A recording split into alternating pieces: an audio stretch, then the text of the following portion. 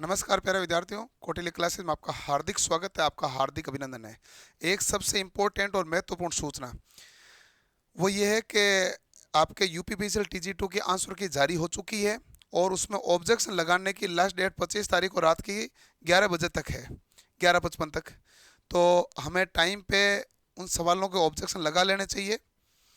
तो इसके लिए इस वीडियो के अंतर्गत हम बात करेंगे कि ऑब्जेक्शन कैसे लगाएं और किन किन प्रश्नों पर ऑब्जेक्शन है, इनसे संबंधित हम पूरी तुरंत डिस्कस कर लेते हैं। तो आपके एक तो सबसे ज़्यादा सवाल ये है कि सर हमारा शिफ्ट का पेपर टफ था, नंबर बढ़ेंगे कि नहीं बढ़ेंगे, किसी के कंप्यूटर में एक दो कम आ रहे हैं तो वो बढ़ जाएंगे कि घट जाएंगे कि क्या मामला है। तो सबसे पहले मैं उस स्थिति को क्लियर कर दूं, क्योंकि आपकी जो विज्ञप्ति आई थी ना विद्युत सेवा आयोग की 2022 की, देख लो ये, इसके अंतर्गत इन्होंने साफ साफ लिख रखा है कि विज्ञप्ति पद पर आवेदकों की संख्या अधिक होने की स्थिति में ऑनलाइन परीक्षा यानी सीबीटी एक से अधिक पारियों में कराई जाएगी। विभिन्न शिफ्ट के प्रश्न पत्रों के मूल्यांकन के पश्चात संलग्न 1 नीचे एक फॉर्मूला दिया हुआ है के अनुसार नॉर्मलाइजेशन मेथड के प्रथम व द्वितीय भाग में श्रेष्ठता निर्धारण में प्रयुक्त है। प्रथम व द्वितीय भाग में क्या भाई, श्रेष्ठता निर्धारण के लिए हम इसको काम में लेते हैं। तो नॉर्मलाइजेशन पेपर फर्स्ट में भी है और पेपर सेकंड में भी है। तो नॉर्मलाइजेशन होगा, इसमें आपको कोई डरने की आवश्यकता है नहीं। ये इन्होंने विज्ञप्ति के अंदर ही अपनी स्थिति क्लियर कर दी थी कि पेपर फर्स्ट जो कंप्यूटर है और पेपर सेकंड जो 200 नंबर का जिसमें नॉन टेक व इलेक्ट्रीशियन है, उन सभी में हमारे पास क्या होगी, नॉर्मलाइजेशन होगा। तो इसलिए इसको तनाव लेने की आवश्यकता बिल्कुल ही नहीं है। ओके, अब आता है दूसरे भाग कि आप जब नॉर्मलाइजेशन मतलब ऑब्जेक्शन लगाते कैसे हैं और आप पेपर डाउनलोड कैसे करते हैं, ये सभी प्रोसेस देख लीजिए। पहले सबसे पहले जब आप ये लिंक का जो यूआरएल है, वैसे आप यूपीपीसीएल ऑब्जेक्शन लिंक देखोगे तो यूपीपीसीएल की साइट खुल जाएगी और उसमें आपको ये लिंक मिल गया ऑब्जेक्शन के लिए। इसमें आप यूजर आईडी डालोगे, इसमें पासवर्ड डालोगे और ये जो कैप्चा है ये कैप्चा यहाँ पर भर देंगे। तो इसे आप लॉगिन करोगे तो लॉगिन हो जाएगा। लॉगिन यूजर आईडी और पासवर्ड से होना चाहिए, लॉगिन होने में किसी को कोई तकलीफ नहीं आएगी। जैसे लॉगिन हो जाएगा आपके सामने ये विंडो खुलेगी। इस विंडो में आपकी पर्सनल डिटेल रहेगी कि आपका एप्लीकेशन नंबर ये है, आपका नाम, mobile number, father name, mother name, email ID वगैरह। ये है ऑब्जेक्शन फॉरम और ये कैंडिडेट रेस्पॉन्स। तो सबसे पहले आप कैंडिडेट रेस्पॉन्स, अपनी रेस्पॉन्स की है उसको डाउनलोड कर लें। तो इसके ऊपर क्लिक करेंगे। जैसे आप इसके ऊपर क्लिक करोगे तो आपके पास ये आ जाएगा डाउनलोड क्वेश्चन पेपर और 3, 7, 9, 8, 9, 10, 17 तारीख का है। और इसको डाउनलोड करने के लिए click here to generate it, यहाँ पर क्लिक करोगे हेयर पर तो आपके पीडीएफ डाउनलोड हो जाएगी। ओके, अब उस पीडीएफ का आप मूल्यांकन करेंगे कि आपने जो सवाल किए वो सवाल सब सही है, ओके है, कोई दिक्कत नहीं।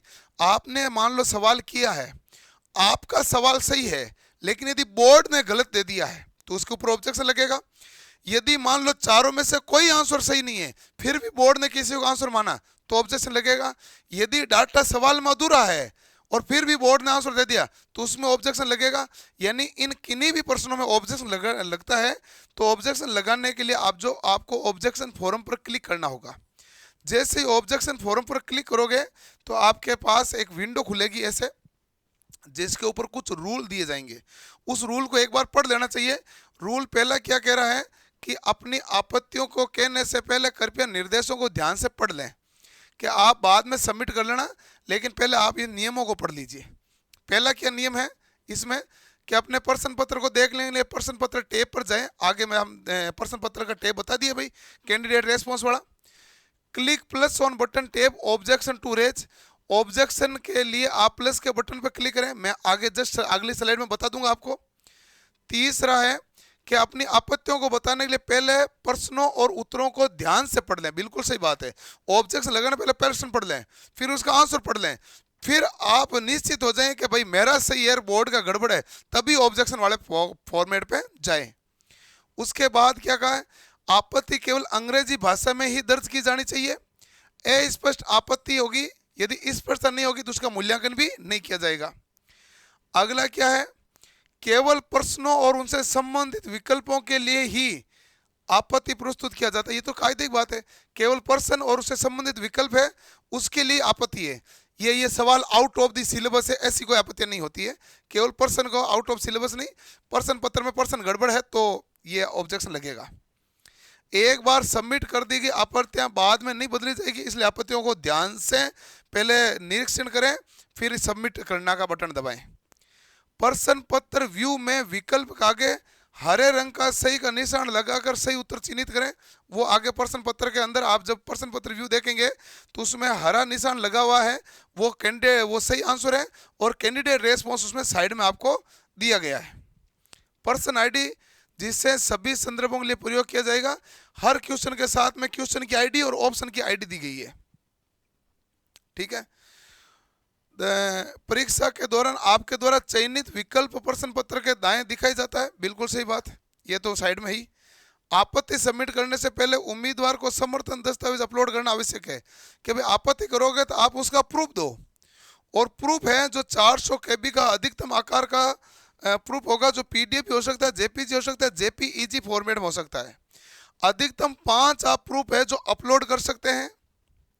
प्रश्न की स्थिति चाहे आपने इसका उत्तर दिया हो या नहीं दिया नहीं भी प्रश्न के दाएं उल्लेखित होती है, बिल्कुल।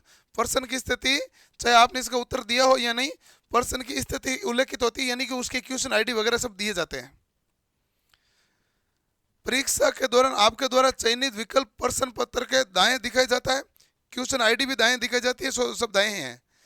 टिप्पणी कॉलम में अपनी आपत्ति के कारण को स्पष्ट लिखें। अपलोड करोगे वो तो समर्थन डॉक्यूमेंट्स है, इसके साथ अपनी जो इसमें क्लियरिटी है कि भाई आपका आपत्ति क्यों दर्ज की जाए, इसके लिए इन्होंने कहा कि भाई आप उसमें स्पष्टता से टिप्पणी कॉलम यानी कि कमेंट्स बॉक्स होता है ना, उसके अंतर्गत आप आराम से रिमार्क करें, रिमार्क कॉलम में। और यदि आपने किसी टिप्पणी संदर्भ वाली आपत्ति पर ध्यान नहीं दिया जाएगा, यदि उन्हें अस्वीकार कर दिया जाता है, टिप्पणी कॉलम में अपनी आपत्ति के कारण को स्पष्टता लिखे बिना किसी टिप्पणी के। यदि आपने कोई रिमार्क डाला ही नहीं है तो आपको कंसिडर नहीं किया जाएगा, ये रूल है। कहने का मतलब है पहले आप सबसे पहले देख लो सवाल आपका सही है तो बहुत बढ़िया बात है। यदि सवाल में कोई मिस्टेक्स है या ऑप्शन मिस्टेक है तो पहले आप जांचो कि भाई वास्तव में बोर्ड ने गड़बड़ दिया क्या दिया, तो उसके लिए जो डॉक्यूमेंट चाहिए, यानी वो कहेगा भाई प्रूफ क्या है, आपको ये ऑब्जेक्शन लगाना है तो आपको टेक्स्ट बुक से ऑथेंटिक प्रूफ भी तो देने पड़ेंगे, तो वो पहले इकट्ठा कर लो, फिर उस सवाल की आप ऑब्जेक्शन लगा दो। अधिकतम 5 डॉक्यूमेंट अपलोड कर सकते हो, 400 KB से साइज का ज़्यादा नहीं होना चाहिए, PDF JPG या JPEG फॉर्मेट में ही होना चाहिए, और एक बार आपत्ति दर्ज हो गई तो वापस उसको चेंज नहीं किया जाएगा। फिर इन्होंने देखो कि आपको कैसे आपत्ति दर्ज करना है, तो आप जैसे ऑब्जेक्शन फॉर्म में जाओगे तो वहाँ एक प्लस का निशान था, उसमें ऑब्जेक्शन फॉर्म में ऐसे जाओगे तो इधर आपके पास एक प्लस का निशान था, इस निशान के ऊपर क्लिक करना है। जैसे क्लिक करोगे तो आपका नाम वगैरह आईडी खुल गई है, और ये जैसे आईडी आपके खुली है इसी में नीचे जाओगे तो आपने देखो कौन से डेट को एग्जाम दिया है, उसकी शिफ्ट कौन सी, ये सब कुछ पहले से फिक्स है। क्वेश्चन आईडी आपको यहाँ से सेलेक्ट करना पड़ेगा, ध्यान से रखना। क्वेश्चन आईडी क्या करनी पड़ेगी, सेलेक्ट। नेचर ऑफ ऑब्जेक्शन किस प्रकार का है, यानी कि कोई भी आंसर सही नहीं है, मल्टीपल ऑप्शन करेक्ट है, ऐसे 5-6 ऑप्शन दिए हैं, उनमें से एक चूज करना है। फिर do you want to add remark, आप इसमें रिमार्क ऐड करना चाहते हैं क्या, यस बिल्कुल, तो ये यस पर क्लिक करें और अपना रिमार्क डालें। जो डॉक्यूमेंट अपलोड करना है वहाँ यहाँ डॉक्यूमेंट अपलोड करें, और उसके बाद सबमिट का बटन दबा दें, तो आपत्ति आपकी सबमिट हो जाएगी। फिर वापस पहले की तरह फॉर्म आ जाएगा और वहाँ वापस एक प्लस का निशान होगा नीचे, इस पर क्लिक करोगे एक और आपत्ति डाल सकते हो। आपत्ति डालने का तरीका होता है ये। अब है कि आपके पास जो एग्जाम हुए हैं, 3 को हुए, 7 को हुए, 8 को हुए, 9 को और 10 को और 17 को और जो एग्जाम हुए अलग अलग डेट में, अब उसमें हम आपत्ति सर किस सवाल पे लगाएं। तो मैं अब अकेला हूं और आपके सभी के सवाल हैं, तो इंडिविजुअल एक एक को तो मैं बता नहीं पाऊंगा, आपको भी आप भी जानते हैं, जैसे मान लो 7 तारीख या 9 तारीख या 10 तारीख शिफ्ट फर्स्ट में एक ही सवाल 20 जनों को ऑब्जेक्शन लगाना है, तो 20 को मैं अलग अलग नहीं बता पाऊंगा। इसलिए हम क्या करेंगे इसके अंतर्गत कि आप इस नंबर के ऊपर व्हाट्सअप कर दीजिए हमें क्या क्या व्हाट्सअप करना है, आप अपनी आंसर की यानी कि जो कैंडिडेट रेस्पॉन्स किया ना, जो डाउनलोड किए वो भेजें, उसकी क्या भेजनी पड़ेगी, पीडीएफ।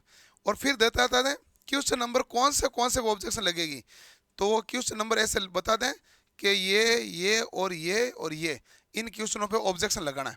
जो आपको कंफर्म लगे वही भेजें, ताकि हम उसके समर्थन डॉक्यूमेंट है यानी कि जो आपके ऑथेंटिक डॉक्यूमेंट प्रूफ है वो मैं आपको प्रोवाइड कर सकूं, और या मैं आपको बता सकूं उस पर ऑब्जेक्शन लगेगा कि नहीं लगेगा।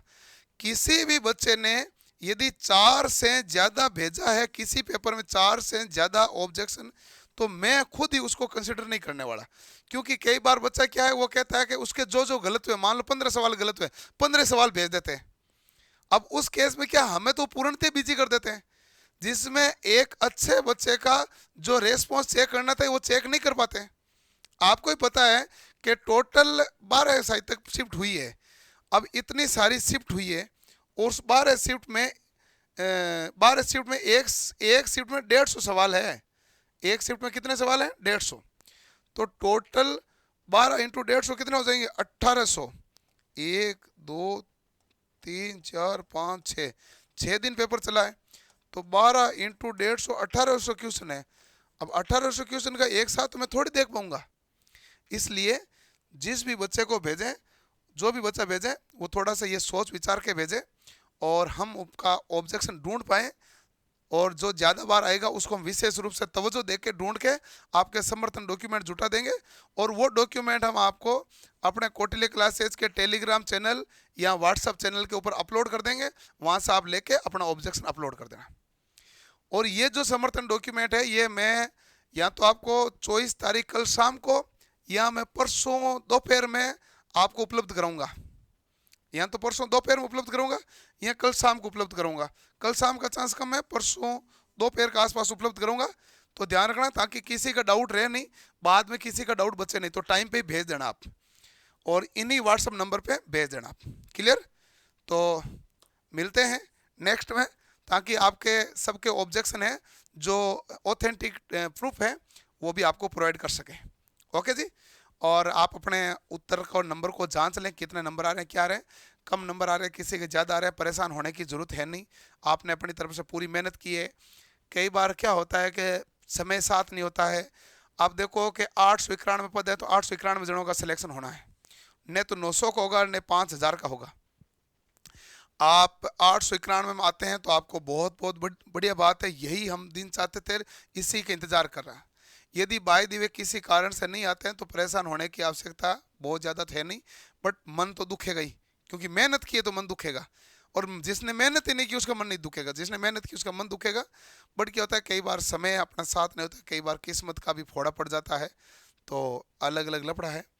आप उसमें इतना ज़्यादा हताश मत होना, नेक्स्ट ट्राई करना। और जिन बच्चों के बाउंड्री पर हैं या 2-4 सवालों के जो ऑब्जेक्शन हैं उनसे सही होते हैं, उनका सिलेक्शन होने की उसको उम्मीद जागती है, तो वो ज़रूर भेजें। हम कौटिल्य की तरफ से, हमारी तरफ से जितनी हेल्प हो सकती है आपको शुरू से लेके एग्ज़ाम तक में पूरी की है, यहाँ भी पूरी करेंगे। कोई तनाव लेने की आवश्यकता है नहीं। क्लियर है?